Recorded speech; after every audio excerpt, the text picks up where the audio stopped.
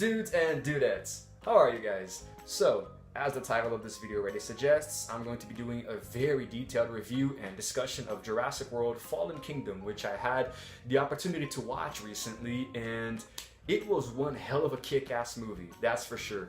And, I mean, as you guys should know, if you don't, well, now you're going to. I'm a very big fan of Jurassic Park, you know, the entire lore in general, the books, the movies, the games, everything, you know, because when I was a child, I really wanted to be a paleontologist. I was literally obsessed with dinosaurs. And it's sort of, as the years went by, I started developing other interests in other areas and not wanting to pursue a career in that anymore, but I've always enjoyed dinosaurs, you know. I've always really liked seeing them in movies or television shows or video games and reading about them, all that kind of thing. I still do today. And Jurassic Park, the movies, they have always been sort of a way for you to see them in a more realistic fashion. Because a lot of movies portray dinosaurs as these monsters that all they do is eat people and attack and kill and this and that and destroy, like Godzilla, you know.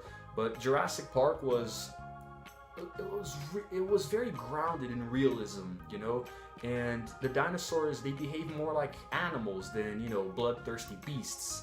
And it was very interesting to see that kind of dynamic playing out on the big screen, you know. And I remember the first time I watched Jurassic Park, everything looked so real. The dinosaurs looked so pristine and perfect. It's like they were there. And when you're young, you sort of believe everything you see. And I really thought that they were real dinosaurs actually eating people in real life. And of course, I got obsessed with it. And then the sequel came out, you know, The Lost World, and then Jurassic Park 3. And I was a child into my young adolescent years watching these three movies, you know. And when I got older, I rewatched them many times. I saw the behind the scenes, I researched them, I read about them, you know, and I really did my research, and I saw that there was a lot of magic happening behind the cameras, you know. And as you get older, you start to understand things better, you know. And the plausibility of actually cloning dinosaurs and bringing them into the modern world is a little more complicated than the movies would make them seem, you know. Supposedly the novels have a better explanation of how that works. I still haven't read the first Jurassic Park novel. It's a little tough to get my hands on it, you know, a physical copy here in Brazil, but I've been trying for a while. And it's just awesome, you know, the whole concept of bringing dinosaurs back to life, you know. I've always been fascinated by it. And then many years later, we have Jurassic World, you know, which when I found out that it was coming out, I was just over the moon about, you know, because it was us revisiting the world of Jurassic Park and getting the lore and the characters and the story. Even though you have to sort of suspend your disbelief a little bit, because I mean, if the first three Jurassic Park movies actually did happen, why in the hell would anyone want to build another park and actually try all over again? But whatever. It's just, I don't know. But basically, the first movie is sort of like almost an exact duplicate of the first one, except everything goes right to a certain point. They actually managed to build a theme park with dinosaurs, and it's very popular. There are tourists, and it's very productive. They make a lot of money with it, and this and that, and yada yada. It's like an overhyped Disney World, but with dinosaurs, you know? And it's pretty interesting because apparently regular dinosaurs weren't enough for audiences, you know. Like Chris Pratt's character says in the movie, they're dinosaurs. Wow, enough. But man, they went and had to make a genetically modified dinosaur, and of course it had to be a carnivore, because where's the fun if it wasn't one, right? And the dinosaur gets loose and starts eating people and this and that. I'm pretty sure that by now you guys have all seen the first Jurassic World. It came out 3 years ago, for Christ's sake. And it was very intense. It was awesome, and to this day I still don't get tired of watching it. I can watch it 10 times in one day. It's just that awesome. And there's a lot of there's a big lack of realism, because this time around they didn't use animatronics like they did in the original movies. There was a lot of CGI. Not that that's necessarily a bad thing, but I mean, if you've already established that dinosaurs look good, you know, with life-size, full-scale animatronic models, why would you use CGI. That's just being lazy, you know? I mean, the Tyrannosaurus Rex in both Jurassic World movies, you know, anytime I see a T-Rex or a Velociraptor, I'm like, ugh, I just cringe so hard because these things looked so much better, you know, back in the older movies. But it was still a very, very, very, very good film, you know, don't get me wrong here. And a lot of callbacks to the other movies, and there was a lot of suspense too. The very beginning of the movie already starts off so damn frightening because, I mean, how can I explain this scene without giving spoilers? You know what, forget it. Just, it starts out very suspenseful. They are inside of the lagoon where the Mosasaurus is. You guys remember the Mosasaurus from the first movie? Yeah, guys are in a submarine inside of there, and they think that the Mosasaur isn't there, but it is. That's all I'm gonna say. You guys watch the rest of the scene for yourselves. And there's a new genetically modified dinosaur in the sequel, the Indoraptor, which is a cross between a Velociraptor and I forgot what else, but it's basically a giant Velociraptor, and this thing is vicious because it's literally made for war and combat. So it's controlled, it's bloodthirsty, and it's controlled with this gun that points a laser. It emits this kind of high-pitched beam, a high-pitched beam. It emits a high-pitched beep, you know, a kind of sound, and then it attacks whatever the laser is pointing at, you know. And there were many moments where the dinosaur was just so epic, even when it killed one of the military guys. It was just, if you thought the Indominus Rex was smart in the last movie because of camouflage, you're gonna be blown out of the water when you see the Indoraptor in this one. Now, of course, I think that the movie was too action-oriented, you know? There was too much action. Now, when a movie has too much exposition, it gets boring. But when it has too much action, it gets too repetitive, you know? I think the first Jurassic World and all of the other Jurassic Park movies in general, they have sort of a good balance between action and exposition, you know? And sometimes even when you were expecting something, you know? And there was the right time to have exposition and dialogue and the right time to have action and violence, you know, and things of the sort. And Steven Spielberg really knew how to pace the first two movies. He didn't direct the third one, but it was still, it was similar. It was done in a similar way. Then we had Colin Trevorrow, right, with Jurassic World, and he took things in a new direction. Not in a bad way. The movie was awesome, I'm telling you. And the second one, sort of like, the whole point of the movie is that a volcano is going to erupt on the island where the dinosaurs are, and people are trying to rally support to save them, you know, to retrieve them from the island and put them somewhere else. That's what the trailers would have you believe is the problem, you know? But that problem, and I mean, it's like, it's resolved before even the middle of the movie, you know? I say resolved because it's not really a solution that, you know, is given. Again, I don't want to give any spoilers, but let's just say that it gets resolved in a very bad way, and it made me very sad. There's a very sad moment during this. You guys already know that the volcano erupts, and when it does, there's a very sad moment that happens. I almost cried in this scene.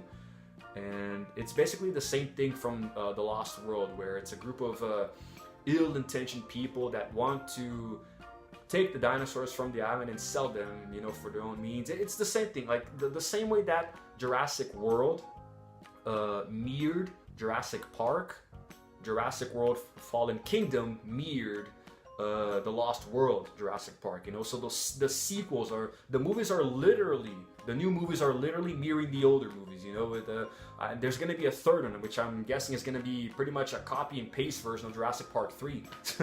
But I'm excited to see, because it ended on such a cliffhanger, you know. A lot more needed to be given, you know, at the end of Fallen Kingdom.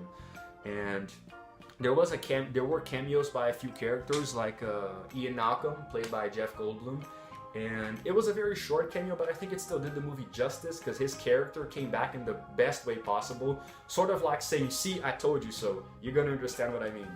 And there's also B.D. Wong, who comes back as Henry Wu, because this guy doesn't have enough paychecks, I guess. He keeps coming back, and his character does have importance, but I mean, the fact that he comes back in the second movie to do almost the same thing he did in the first movie, it doesn't really make sense. The first Jurassic World, I don't know.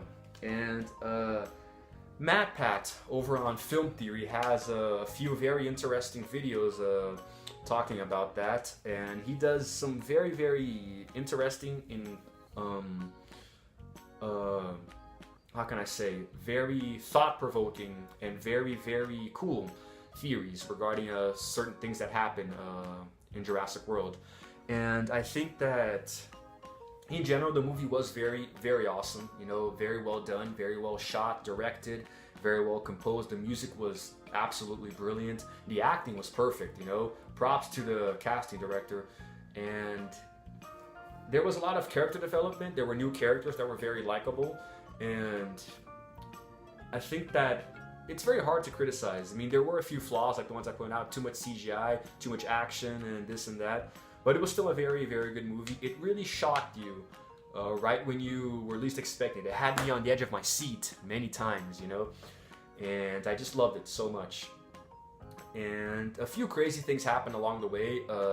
I had to go to 3 different movie theaters to try to find a session that had subtitles, that was in English with subtitles, and I wound up almost getting lost in the city that I went to. I went very far away from home, spent way too much money. It was worth it. It was totally worth it, but you know, it was also very painful. It was traumatizing almost. I'm going to explain that in my next video, so this one doesn't get too long. But yes, I think that's it. If I had to rate it out of 10 stars, I would probably give it maybe a 9.5 out of 10 stars. Because it wasn't perfect. It wasn't perfect. The first one pretty much was. But the second one had a few flaws. And I did discuss it on Twitter a lot. You guys can follow me on Twitter. The link is in my description. Whenever I watch a movie or things like that, I always post on Twitter. So you can follow along there to see what's going on. And I'm very excited for the sequel that I think is going to be coming out in 2021, if I'm not mistaken. So 3 years from now. And I guess they're releasing these movies 3 in 3 years, right? But that's pretty much it. I'm not sure how long this video is or how short it is, but I just wanted to give you guys a short review and discuss it. If you guys saw it and you want to drop a comment, maybe we can have a little discussion, you know. Tell me your opinion if you liked it, and if you didn't, and what you didn't like, you know, and what you most liked, you know. And I'll be sure to answer all of you guys, you know, when I can. And that's pretty much it. It's a very, very powerful, very well-driven journey, you know. And you feel sympathy for the characters when you need to, and you feel anger when you have to. I'm always angry towards the military assholes who want to do the wrong things at the wrong times for the wrong reasons. That pretty much defines me watching movies. And, you know, the very same thing that happened in the second movie, back in the original trilogy, happened in this one. It's, you know, a very humble and kind old man figure wanting to do something right by the people, and he has a relative who wants to do something wrong and only thinks about money. You guys are gonna see, if you have already seen The Lost World Jurassic Park and then you watch Jurassic World Fallen Kingdom, you're going to see the similarities very, very quickly, you know. And very cool anyway. Many scenes that seemed to be pulled out of the other movies, but it was still very, very awesome. I really loved it so much.